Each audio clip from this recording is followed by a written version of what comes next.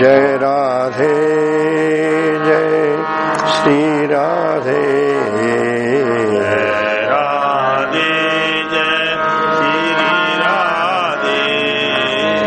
जय राधे जय श्री राधे जय राधे जय श्री राधे जय राधे जय श्री राधे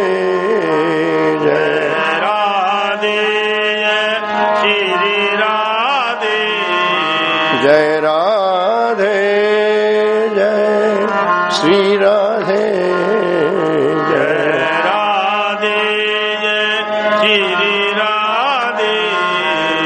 जय राधे जय श्री राधे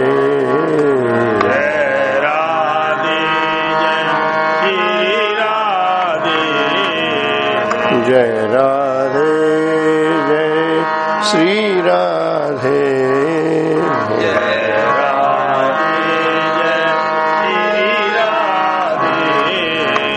जय राधे जय श्री राधे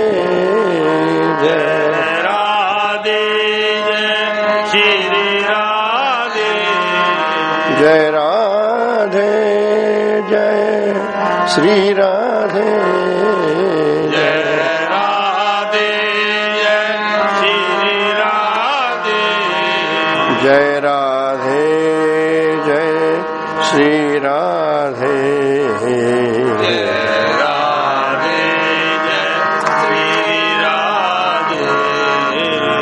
जय राधे जय श्री राधे जय राधे जय श्री राधे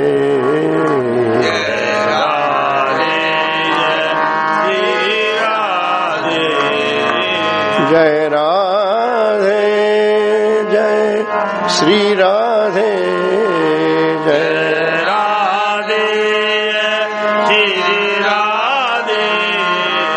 जय राधे जय श्री राधे जय राधे जय राधे जय श्री राधे जय राधे जय राधे जय श्री राधे जय राधे जय श्री राधे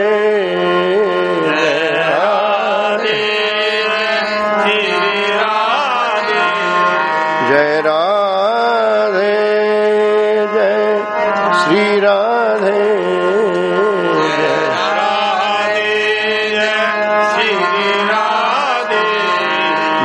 राधे जय श्री राधे जय राधे जय श्री राधे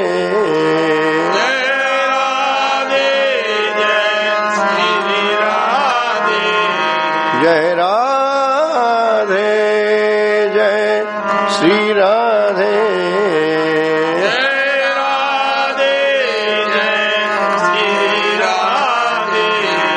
जय राधे जय श्री राधे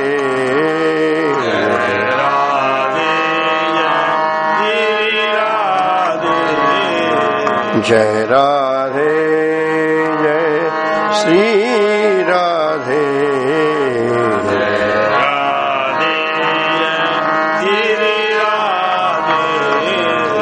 जय राधे जय श्री राधे जय राधे जय श्री राधे जय राधे जय श्री राधे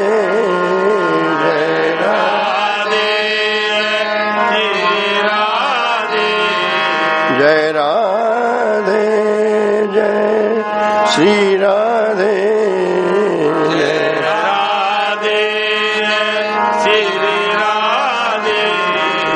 जय राधे जय श्री राधे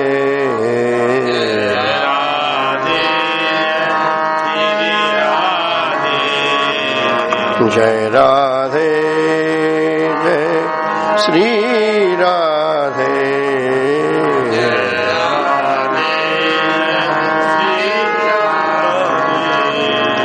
जय राधे जय श्री राधे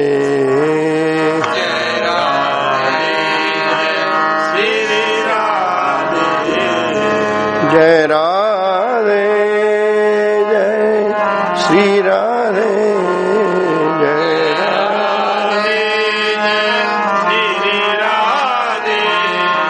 जय राधे जय श्री राधे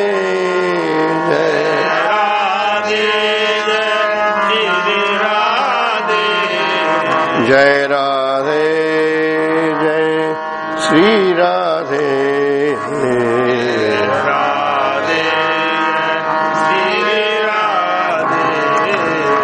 जय राधे जय श्री राधे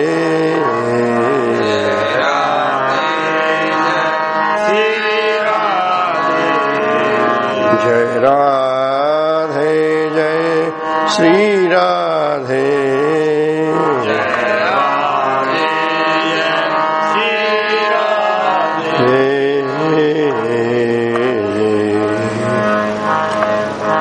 वृंदावन बिहारी लाल की जय परम पूज्य बाबूजी की जय परम पूज्य मैया की जय परम पूज्य बाबा की जय हमारे त्रिवेणी संगम की जय परम पूज्य भाई की जय सर्व संत भक्त वैष्णवन की जय जय जय श्री राधे जय जय श्री राधे जय जय श्री राधे।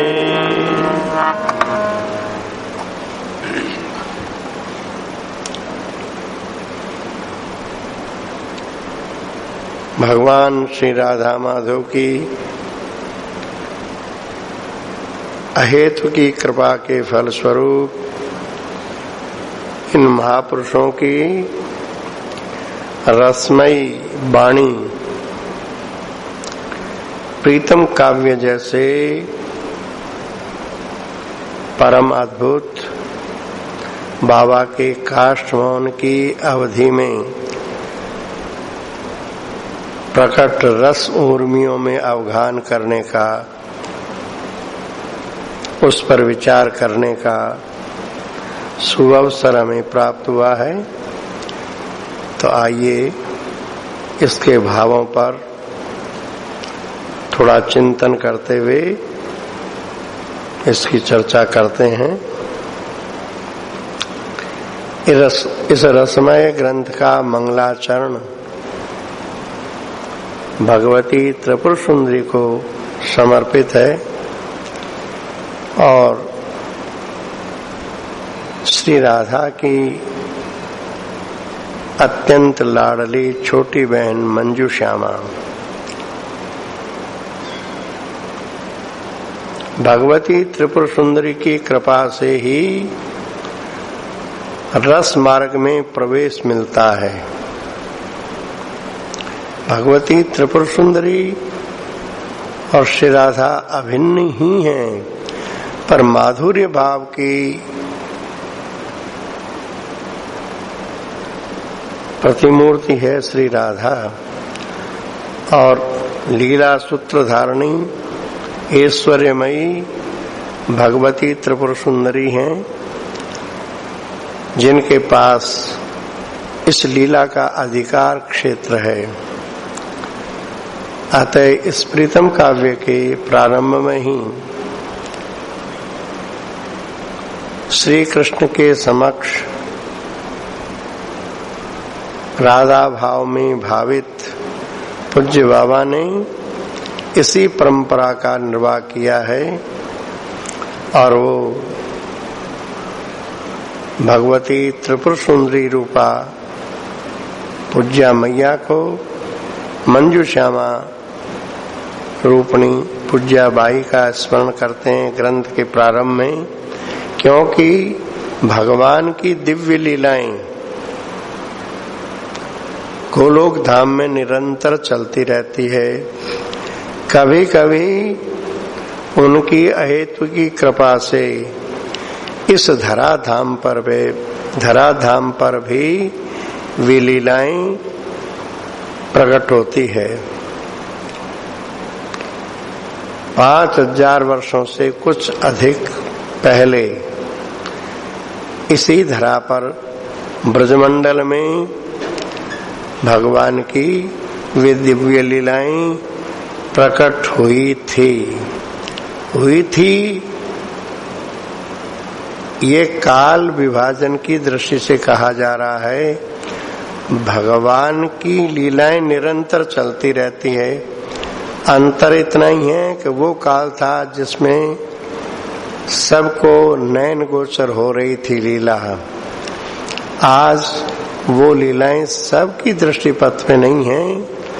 कोई वैसी उत्कट अभिलाषा लेकर के उनकी कृपा का आह्वान करे तो उनकी कृपा से भी लीलाएं आज भी ज्यों की त्यों दृष्टिगोचर हो सकती है, होती है। इसी प्रकार इस सदी में विश्वास कितनों को होगा भगवान जाने, पर सत्य विश्वास की अपेक्षा नहीं रखता। सत्य तो अपनी गरिमा में स्वयं स्थित रहता है। इस सदी में इसी गीता वाटिका में पूज्य बाबूजी, बाबा, मैया, इनको माध्यम बना करके भगवान श्री कृष्ण ने वही ब्रज लीलाएं यहाँ पर किंचित आवरण लेकर के की। किंचित आवरण अर्थात संत स्वरूप से वे लीलाएं संपन्न की, भगवत स्वरूप से न करके संत स्वरूप से की। तो पहचानने वाली आंखों ने तो पहचाना, और बाकी न पहचानने पर भी उन लीलाओं का प्रभाव तो अनजान में भी सब पर होता ही था, पात्रता के अनुसार। पूज्य भाई जी ने राधाष्टमी पंडाल में एक बार अपने प्रवचन में ये बात कही कि वर्तमान में जो राधा तत्व यहाँ पर है ऐसा अभी आपको बरसाने में भी नहीं मिलेगा। तुरंत का वह नहीं है सो बात नहीं है। अंतर इतना ही है, कहीं वो प्रकट है, कहीं अप्रकट है। प्रकट रूप से यहाँ पर लीला संपादित हो रही थी, बाबूजी के रूप में, मैया के रूप में, बाबा के रूप में। पूज्याबाई उस लीलाओं में अत्यंत ही सहायिका बन करके लीला का मंचन में सहयोग कर रही थी। जैसे मंजू श्यामा के लिए कहा, मंजू श्यामा के लिए कहा कि मंजू श्यामा तो श्यामा श्याम के जीवन के ही जीवन है। आगे वर्णन आएगा, सखी बिना लीला ही संभव नहीं। श्री राधा की भाव तरंगे ही तो सखियां हैं, और उनमें भी बाबा के सामने जो पद गाया जाता था, बेसर कौन की अति नीकी, तो ललिता जी कहते हैं कि लालन बुरा मत मानना, मुझे तो लली की ही बेसर ज्यादा सरस लग रही है। वो लली की बेसर है क्या चीज? वही तो मंजू श्यामा है। मंजू श्यामा का इन लीलाओं में ऐसा पूर्णतया सहयोग है कि उसी को लेकर के श्री राधा ने श्याम सुंदर से कहा हे प्रीतम, वो कौन है जो जीवन का जीवन है?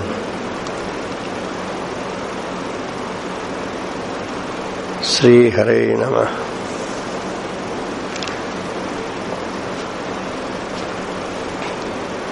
तो प्रीतम काव्य का सशक्त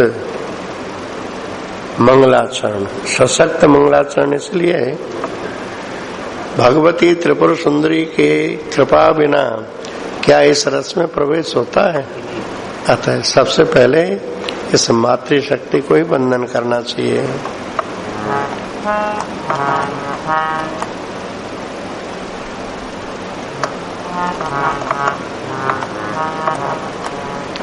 ललिताम्बां मयीं ध्येयां रामदत्ता पदाभिधाम् आत्मस्वरूपिणी साध्वीं वन्देऽहं धर्ममातरम् कृष्णस्वरूपिणीं वन्दे हनुमत्गुप्त संततिम् नित्यां धर्मस्वस्वारं वै मंजुश्यामां सहोदरां मंजुश्यामां सहोदरां।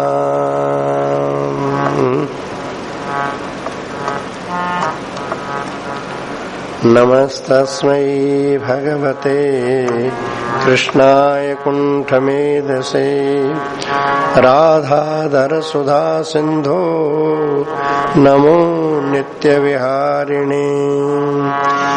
राधां कृष्णस्वरूपां वै कृष्णं राधा स्वरूपिणं कलात्मानं निकुञ्जस्थं गुरुरूपं सदा भजे। श्रीकृष्णं करुणाकरं गुणनिधिं राधाप्रियं वल्लभं श्यामकामयुत प्रसन्नवदनं वंशीधरं मोहनम्। भाले चन्दनबिन्दु इन्दु सदृशं कर्णे लसत्कुण्डलम् दिव्याङ्गं वरभूषणं नटवरं त्रैलोक्यनाथं भजे।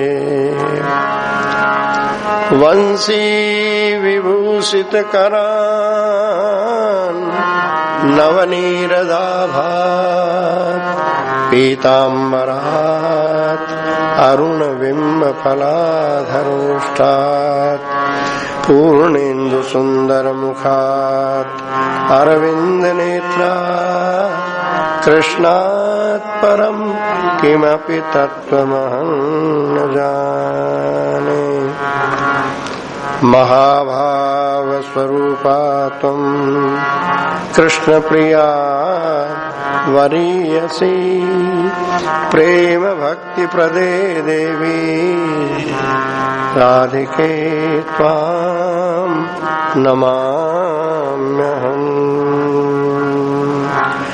श्री राधा मेरी स्वामिनी मैं राधे को दास जन्म जन्म मोहि दीजिए श्री वृंदावनवास।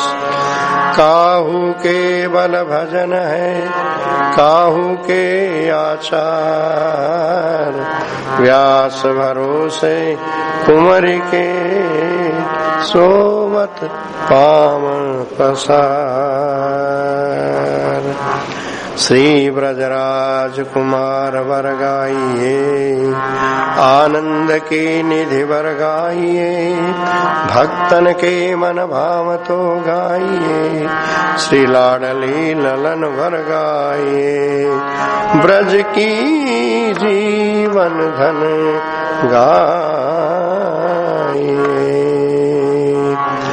श्री गुरु चरण कमलेभ्यो नमः। श्री गुरु परम दयालवे नमः। गुरु तत्व भगवत तत्व है, एक ही स्वरूप है। इनके चरणों में सभक्ति प्रणाम करके अब इन्हीं की सरस लीलाओं के संबंध में आज कथा प्रारंभ करते हैं।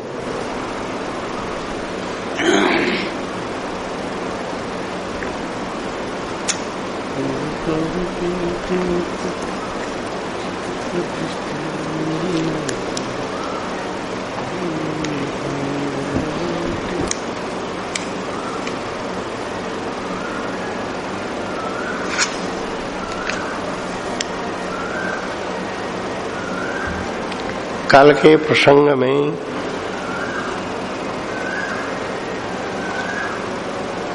महामुनि श्री दुर्वासा जी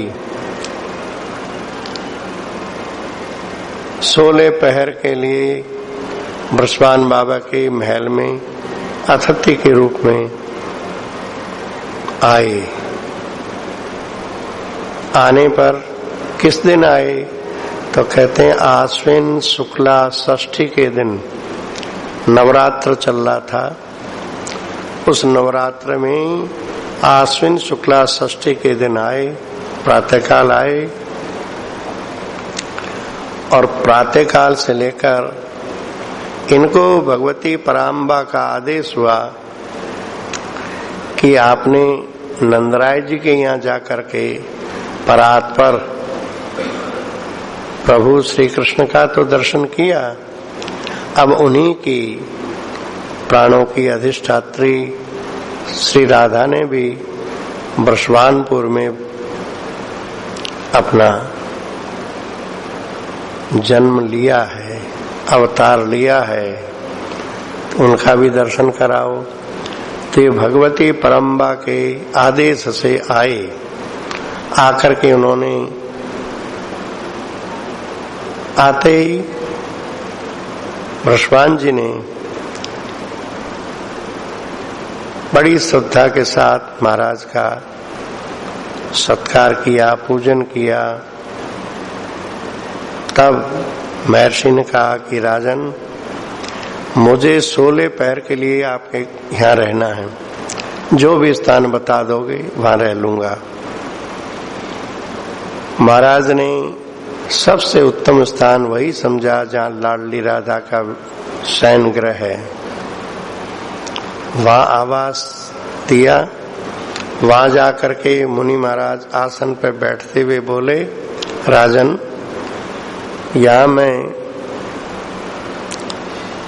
एक घड़ी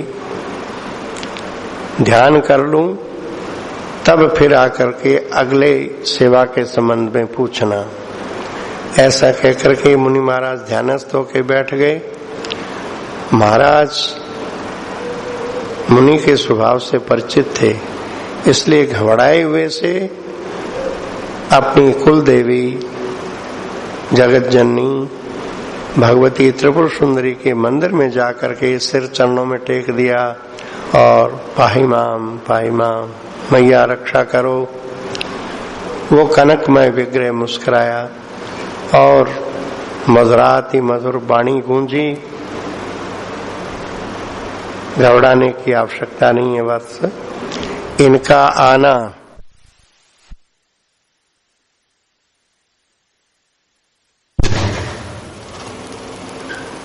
घबराने की आवश्यकता नहीं है, इनका मिलना मंगलकारी होगा। बस तुम अपनी दोनों बेटियों को लेकर के और महाराज के समीप पहुंचना और कहना, सेवा के योग्य हम चारों आपके सामने उपस्थित हैं। एक राजकुमार भी है, पर वो अत्यंत सफल है। हम चारों को आप सेवा प्रदान करें अथवा 2 को प्रदान करें, पर हाँ, जगत जननी की इच्छा है कि आप इन पुत्रियों पर कृपा करें।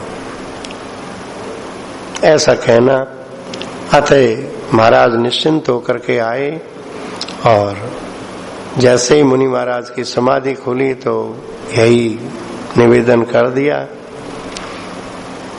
अब आंखें खुली, सामने इन ललियों को देखने पर दुर्वासा जी की क्या दशा हुई, इसी का कल वर्णन हुआ।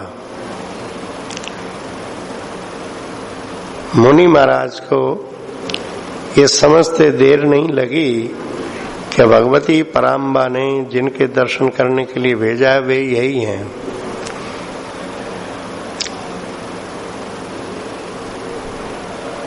पुनः उस लीला को नहीं कहना है, इतना ही कहना है कि उस षष्ठी के मध्याह्न तक किसी प्रकार इन ललियों ने थोड़ी सी खीर पवाई मुनि महाराज को। खीर पवाने के बाद जब विश्राम के लिए मखमल की सैया पर विराजित किया और इनकी महिमा गा के आरती करने लगी, तो मुनि महाराज इतने भावाविष्ट हो गए कि स्वयं उठ करके वो थाल हाथ में लेकर के और इस बड़ी लली की प्रदक्षिणा करने लगे। छोटी लली ये देख करके ताल में ताल मिला के नृत्य करने लगी।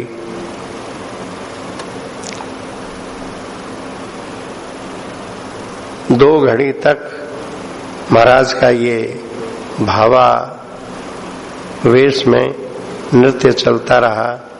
जब भाव समित हुआ तो इन दोनों की ओर बड़ी गहरी दृष्टि से देखने लगे। तो बड़ी लली ने कहा, महाराज अभी आप लोकोत्तर भाव में थे, आपकी अहेतु की निस्सीम कृपा से आज ये भावमयी दशा के दर्शन करने का सौभाग्य हमें मिला। अब आप विराजें और आपके संध्योचित कार्यों का समय हो गया है। तो सरोवर पर महाराज पहुंचते हैं, संध्या करने लगते हैं। तो संध्या करते समय सूर्य नारायण को जब अर्घ्य देने लगे तो वहां सूर्य नारायण नहीं दिखाई दिए, ये दोनों ललियां ही दिखाई दी। अब मुनि महाराज ने सरोवर के तट की ओर देखा, वहां भी खड़ी है, सूर्यमंडल में भी खड़ी है, चारों तरफ दृष्टि डाली, वहां भी खड़ी है। जहां जहां मुनि महाराज दृष्टि डाले वहां ये दो नृप ललियां ही दिखाई पड़ी। अब तो मुनि महाराज की दृष्टि से सब कुछ विस्मृत होकर के ये दो ललियां ही उनकी दृष्टिपथ में रह गई और उनकी अप्रतिम समाधि लग गई। षष्ठी के सायंकाल में सरोवर के तट पर ही, सरोवर में खड़े खड़े ही समाधि लग गई। तब इन दोनों ललियों ने सावधानी पूर्वक मुनि महाराज को जल से बाहर निकाला, गीले वस्त्र बदल दिए और पास में ही वेश गृह में उनको बैठा करके दोनों हाथ जोड़ के सामने खड़ी हो गई। 2 रात तक बड़ी लली तो सोई नहीं, छोटी कुछ देर के लिए विश्राम कर लेते थे। जब छोटी बड़ी को बहुत आग्रह करती तो उसका मन रखने के लिए 20-25 पलों के लिए विश्राम कर लेती, फिर उठ के बैठ जाती। इतनी देर में जहाँ 2 घड़ी बीतती, महाराज और महारानी आके देख लेते क्या हो रहा है। तो और वो छोटी लली पास में आके सब बता भी देती। तो महाराज तो निश्चिंत लौट जाते, पर रानी को चिंता होती कि इतनी कठिन तप करने लायक ये ललियां है नहीं, पर अब सेवा में महाराज ने स्वीकार किया है तो हम कुछ भी नहीं कर सकते। तो मुनि महाराज की समाधि लग गई। षष्ठी की रात्रि बीत गई, अगला दिन सप्तमी का बीत गया, सप्तमी की रात्रि भी बीत गई। इतने काल में महारानी केवल 3 बार षष्ठी के प्रदोष में, सप्तमी के प्रातः काल में और सप्तमी के सायंकाल में 3 बार ही जगदम्बा की आज्ञा लेकर के इन अपनी लाडली ललियों को स्नान आदि करा के कुछ प्रसाद पवा सकी। अब अष्टमी का प्रभात आया। अष्टमी के प्रभात की भी जब 2 घड़ी दिन बीत गया तब मुनि महाराज की समाधि खुली। समाधि खुली तो पहले तो उन्होंने जीवन भर का अभ्यास है ना, समाधि खुली तो पहले तो प्रातःकालीन संध्या वंदन आदि कृत्य किए और फिर इन दोनों ललियों का साथ लेकर के राजभवन में पधारे। राजभवन में पधारे तो क्या राजभवन से दूर थे? नहीं, दूर नहीं थे। भवन से ही लगा हुआ जो उद्यान था उसी में सरोवर था, वहां गए थे। वहां से अब महल में आए, अपने आप आए। इनको देखते ही महाराजा वृषभान जी और महारानी, महाराज ने तो साष्टांग प्रणाम किया, महारानी ने भी बार बार धरती पे सिर टेक के प्रणाम किया। अब तक पल पल में बड़ी उत्कंठा के साथ महाराज और महारानी इन ललियों की महाराज की प्रतीक्षा कर रही थी। अब महाराज आए, कुछ बोलने की चेष्टा करने लगे पर कंठ भराया, हाथ उठा अभय मुद्रा में, पर हाथ कांपने लगा। पूरे शरीर में प्रस्वेद आ गया, पसीना आ गया। 12-14 पलों तक महाराज आंख मूंदे खड़े रहे। फिर किसी प्रकार धैर्य धारण करके बड़े ललचाई दृष्टि से इन दोनों ललियों का श्री मुख निहारते हुए बोले, हे रानी, हे राजन, सचमुच में आप धन्य हैं जो इन अप्रतिम पुत्रियों के माता और पिता हो। अप्रतिम मतलब इनकी तुलना किसी से की ही नहीं जा सकती। आपकी ये दोनों बेटियां ऐसी हैं जिनकी तुलना किसी से नहीं की जा सकती। ऐसी अप्रतिम पुत्रियों के माता और पिता हो, अतः आप परम धन्य हैं, परम धन्य हैं। और फिर कह रहे हैं, आज मैं भी धन्य हुआ जो यहाँ करके अतिथि बना। यहाँ की धरणी का कण कण परम पावन है। यहाँ की धरती का कण कण परम पावन है। इन दोनों ललियों के चरणों की, चरण कमलों की रज को छू करके ये धरती परम पावन बन चुकी है। इस धरती का एक कण भी बड़े बड़े योगीश और मुनियों के लिए भी दुर्लभ है। कहा जाता है ना, जा रज को सनकादिक याचत शिव मुनि याचत, सूरज शीश चढ़ाऊं किशोरी तेरे चरणन की रज पाऊं। तो किशोरी जी की चरण रज अत्यंत दुर्लभ है। यो ब्रह्म रुद्र सुख नारद भीष्म मुख्य ही रालक्षितो न सहसा पुरुषस्य तस्य सद्यो वशीकरण चूर्ण अनंत शक्तिम तम राधिका चरण रेणु महम स्मरामी। राधा सुधानिधिकार भगवान श्री कृष्ण को भी जो सद्य तुरंत अनुकूल बना दे, अधीन बना दे, ऐसी जो चरण रज है उसी की ओर आज दुर्वासा जी कह रहे हैं कि यहाँ की ये इन ललियों के चरण कमलों की रज ये बड़े बड़े योगियों मुनियों के लिए भी दुर्लभ है। इतना कहते कहते क्षण भर के लिए रुके, मानो लीला शक्ति ने प्रसंग की धारा मोड़ दी। अतः अब फिर से कहने लगे, हे राजन, हे रानी, इन ललियों ने जैसी मेरी सेवा की है ऐसी सेवा आज तक कोई कर नहीं सका, कोई कर नहीं सकी। इनको मैं क्या दूं? पर मेरा वचन सत्य हो जाए, इसलिए भगवती पराम्बा की इच्छा से कुछ कहूंगा अवश्य। आज से ये बड़ी लली के द्वारा जो कुछ भी रसोई तैयार होवेगी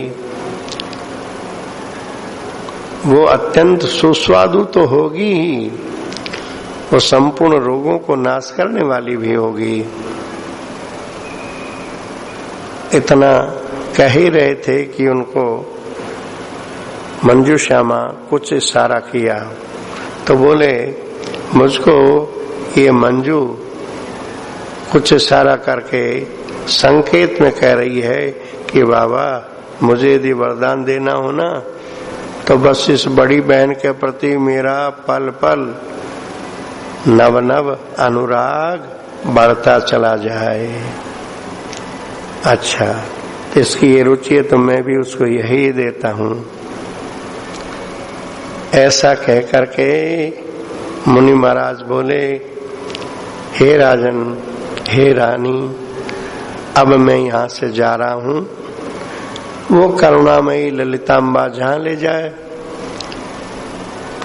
कभी मेरा भाग्य होगा तो फिर इस घर में आऊंगा और आंखें भर भर करके इन दोनों ललियों को देखूंगा। इतना कहते कहते मुनि महाराज की वाणी रुक गई। वाणी रुक गई सो नहीं, वो सिसक सिसक करके रोने लग गए। ये भाव प्रवणता जो है ना, यदि कोई सचमुच में सत्य भाव भावित कोई महानुभाव सामने हो तो उसके इर्द गिर्द बैठने वालों को भी उसका भाव संस्पर्श करने लग जाता है, जैसे छूत की बीमारी लग जाती है। ऐसे मुनि महाराज की इस भाव दशा ने बृषभान जी को, रानी को भी अपनी लपेट में ले लिया और ये भी रोने लगे, विकल होकर के रोने लगे। उस समय जैसा भाव का समुद्र उमड़ा था, वो कैसा भाव था? कहते हैं कि जो ईश्वरता है वो ईश्वरता इस वात्सल्य के भाव से संपुटित हो गई। ईश्वरता यानी ज्ञान राज्य भाव के भाव से संपुटित हो गया और अपने आप को धन्य मानने लगा। आज ईशता भगवत्ता भी इस भाव सिंधु को पाकर के अपने आप को प्रसन्न अनुभव करने लगी। देखो, सूत्र रूप से षोडश गीत में कहते हैं, श्री कृष्ण कहते हैं, मैं नित्य तृप्त हूँ, नित्य तृप्त निष्काम नित्य में, मधुर अतृप्ति मधुरतम काम, तेरे दिव्य प्रेम का है यह जादू भरा मधुर परिणाम। आज बृषभान जी, माता कीर्तिदा, महाराजा दुर्वासा जी, इनके स्वभाव दधी की दशा को देख करके स्वयं ईश्वरता भी अपने आप को धन्यता का अनुभव करने लगी। वे भाव उदधि उनके दृग से उमड़ा जो अब तक है प्रीतम, दे रहा प्राण वत्सलता से संपुटित ईशता को प्रियतम। ईशता को इस वात्सल्य में समेट लिया, ढक लिया, संपुट दिया जाता है ना पाठ में, तो जो अपनी प्रिय कोई चौपाई या मंत्र होता है, उसका आगे पीछे संपुट लगाया जाता है, उसको संपुटित पाठ कहते हैं। संपुटित पाठ का अर्थ है कि जो जिसका संपुट दिया जाता है वही प्रमुख वस्तु है, वही प्रमुख वस्तु है। तो यहाँ प्रमुखता वात्सल्य का संपुट लगा है, अर्थात ये भाव प्रवणता ही भगवान को आकर्षित करती है। भावग्राही जनार्दन है। हृदय में सरस भावों का उद्वेलन होना ये भक्ति मार्ग का एक सरस पथ है। भाव शून्यता नहीं, भाव प्रवणता चाहिए। तो आज इस भाव पूर्णता ने भगवान को विह्वल कर दिया।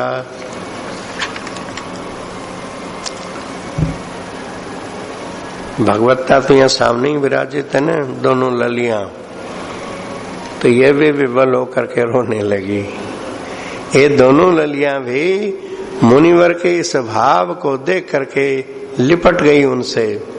लिपट करके ये क्या कह रही हैं? आंखें भरी हुई है, आंखों से मोती से आंसू ढलका रही है और कह रही हैं, बाबा बाबा तुम फिर आना, बाबा तुम फिर आना।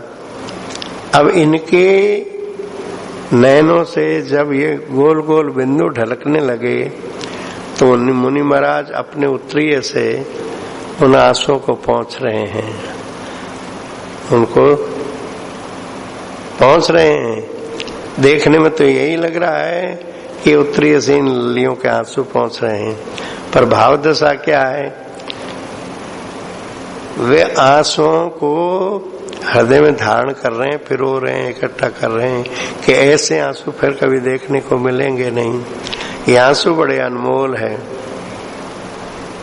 भक्तन के प्रेम के आंसू, इनको जग में मोल न तोल। ऐसे ये महत्वपूर्ण आंसू मुनि महाराज अपनी भावमयी चादर में समेटने लगे। अब कहते हैं कि ऐसा भाव सिंधु उमड़ा तो लीला शक्ति सावधान हुई, करे ये भाव समुद्र तो अभी इनको बहा ले जाएगा, बहा ले जाएगा, फिर आगे की लीला यहीं ठप हो जाएगी। अतः वो लीला शक्ति सक्रिय हुई और उसने इनके भाव को समित कर लिया। जो क्रियाशील होती न कहीं रानी नृप मुनिवर में प्रियतम, उस समय अचिंत्य शक्ति कोई शासित करने वाली प्रीतम। आसन्न अनागत गत समस्त इस दृश्य तमाशे को प्रियतम, हो जाते अहो दशा दशमी उनकी व्याकुलता से प्रियतम। इन सब की, किसकी? पूरे विश्व की, केवल उनकी नहीं, इनकी इस दशा से ये जितना भी दृश्य तमाशा है, जो कुछ दिखाई पड़ता है, इन सब की 10वीं दशा हो जाती। 10वीं दशा का अर्थ है मुक्त दशा, फिर शरीर में नहीं रह पाते। तो अभी मुक्त दशा, बोले मुक्त दशा तो बहुत अच्छी होती है, उसको लीला शक्ति ने रोका क्यों? बोले ये प्रकट हुए हैं या रस की सरिता बहाने के लिए, और अभी इनको धाम भेज दोगे तो लीला कैसे होगी? तो लीला शक्ति ने इनके भाव का संवरण किया। जो हो वो भावों का प्रभाव नियंत्रित सा हुआ, तब जाकर के मुनि महाराज ऋषि के चरणों में साष्टांग करने लगे और फिर दोनों ललियों को साथ लेकर के महाराज को पहुंचाने के लिए चले। उत्तर दिशा में श्री गिरिराज जी से जहां तक वो झरना बह के जमुना जी में मिलता है ना, वहां तक गए पहुंचाने के लिए। एक नियम भी होता है, अपने प्रिय जन को बहुत दूर तक नहीं पहुंचाने जाना चाहिए। यदि बहुत दूर तक पहुंचाने गए तो फिर दोबारा मिलना नहीं होगा, ऐसा कहा जाता है। पर यहाँ किसी को अपना होश हो तब ना। ये तो भवाभिभूत हुए पहुंचाने चले जा रहे हैं। वहां जब आगे यमुना जी में जहाँ झरना मिलता है तो अपने आप रास्ता रुक गया, सघन वन है। तब हाथ जोड़ करके मुनि महाराज ने कहा, हे राजन, हे रानी,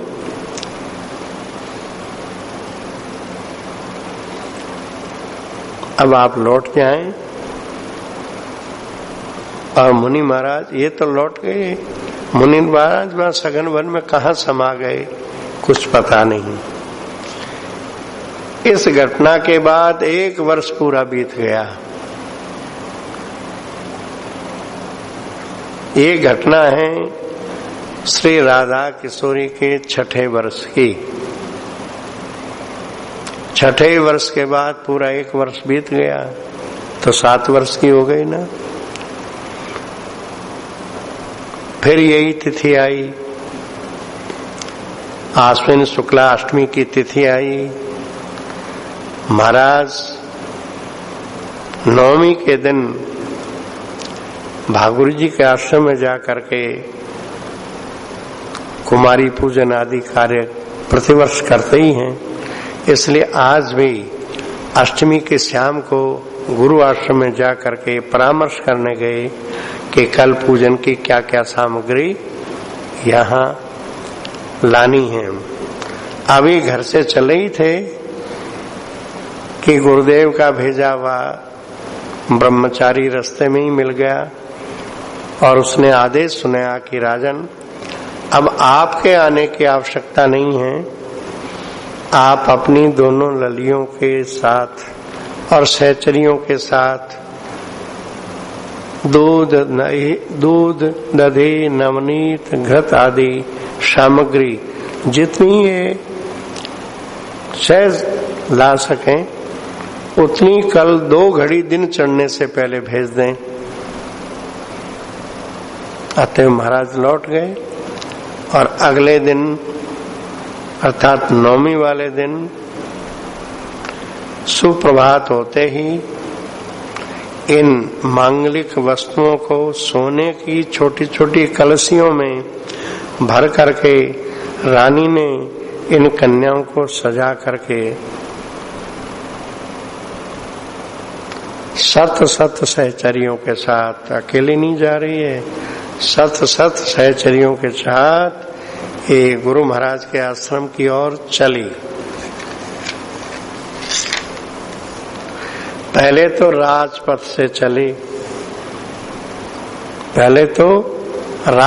से चली, फिर उनको लगा कि जरा वन के पगडंडी वाले मार्ग से चलें, क्योंकि इस पगडंडियों के दोनों ओर वृक्षों से लदी हुई लताएं, फूलों से, वृक्षों पर छाई हुई लताएं फूलों से लदी हुई है और वृक्ष भी फलों के भार से झुके हुए हैं, मानो प्रणाम कर रहे हैं। अब उन पुष्पित लताओं पर भौरे गुंजार कर रहे हैं और वर्षा के जल से 100-200 पदों के अंतर पर छोटे छोटे कुंड बने हुए हैं, सरोवर बने हुए हैं। उन सरोवरों में कमल खिले हुए हैं। जहाँ इतने पुष्प हों, इतने कमल हों, तो भौरों की तो स्वाभाविक मति पुष्पों के रस पीने की होती है। पर आज एक विचित्र बात हो गई।